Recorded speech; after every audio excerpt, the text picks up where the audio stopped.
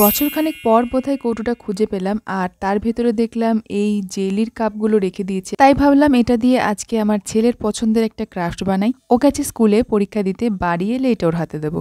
আজকের ক্রাফটের জন্য না এই B7000 গ্লুটাই কিন্তু লাগবে। দুটো কাপকে এইভাবে বেশ ভালো মতন শুকিয়ে নিয়েছি, তারপর একটা পেন দিয়ে মাঝখানটা ছিদ্র করে দিয়েছি। এরপর এক সাইড এইভাবে কার্ডবোর্ড দিয়ে আটকে আবারও ভালো করে শুকিয়ে নেব।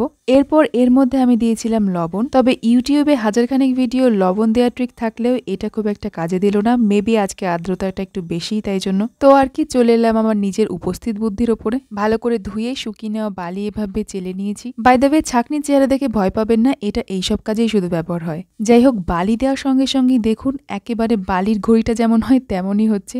তো আর কি ঝটপট অপর মুখটায় আঠা লাগিয়ে কার্ডবোর্ড আটকে দিলাম। আর ডেকোরেশনের জন্য আমি এখানে এয়ারবাডস এর মাঝের অংশটুকু নিয়ে নিয়েছিলাম। সেই ছোটবেলা থেকে হাতে গোনা কয়েকবার হলেও যতবারই এই জেলির কাপ আমার হাতে পড়েছে ততবারই কেন জানি না আমার এই ঘড়িটার কথাই মনে হতো। ছোটবেলায় অতটা স্ট্রং আঠা ছিল না, আর বড় হয়ে ওই ভেতরের বালির অংশটা কি দিয়ে রিপ্লেস করব সেইটা চিন্তা করেই আর এগোতে পারবে। রিসেন্টলি একটা ভিডিও দেখেছিলাম যেখানে বালির জায়গায় লবণ ইউজ করছে।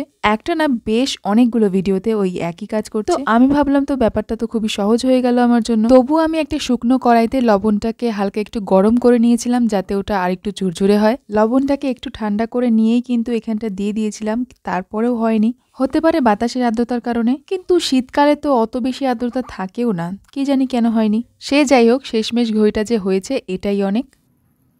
তুমি কি করে বানালে? কেমন আছে? ভালো। খুব পড়ছে। হ্যাঁ, পড়বে তো।